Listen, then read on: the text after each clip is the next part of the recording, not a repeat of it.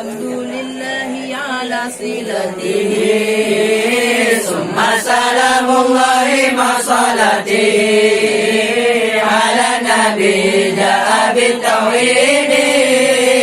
وقد عرى الدين عن التوحيد فأرشد خلق لدين الحق بسيفه وهديه للحق محمد الأكرم لرسل ربه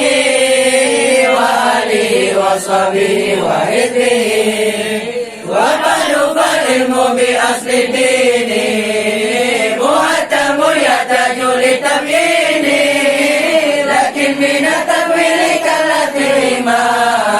فصار فيه الاختصار المرتدى وهذه أرجوزة لقبتها جوهرة التوحيد قد هدمتها والله أرجو في قبول نافعا بها مريدا في الثواب طامعا فكل من كلف شرعا وجبا عليه أن يعرف ما قد وجبا لله والجائز والممتنعا ومثل لرسله فاستمعا إذ كل من قلد في التوحيد إيمانه لم يخلو من ترديد ففي بر قومي بخلفا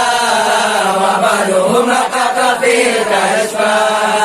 وقال إجاز بقول غيري كفى وإلا لم يأتن في الظهير وجد بأن أول مما يجي معرفة وفيه خلف متصل فانظر إلى نفسك ثم تكلي للعالم أروي ثم سؤلي تجد به سرعا بديعا لكميل لكن به كما دليل العالمين وكل ما جاء عليه عدمه عليه كان يستحيل كدمه وفسر الإيمان بالتصديق ونطق الخلق بالتحقيق وقيل شطر كلام الوكيل شطر وليس مشرع النبي الأمان مثال هذا الحج والصلاة كذا الصيام والقدر وزكاة ورجع زيادة الإيمان بما تزيد طاعة الإنسان ونقصه بنفسها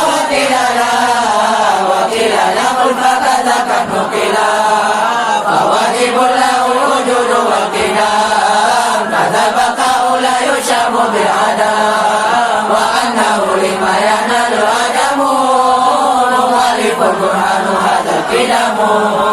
قيامه لنا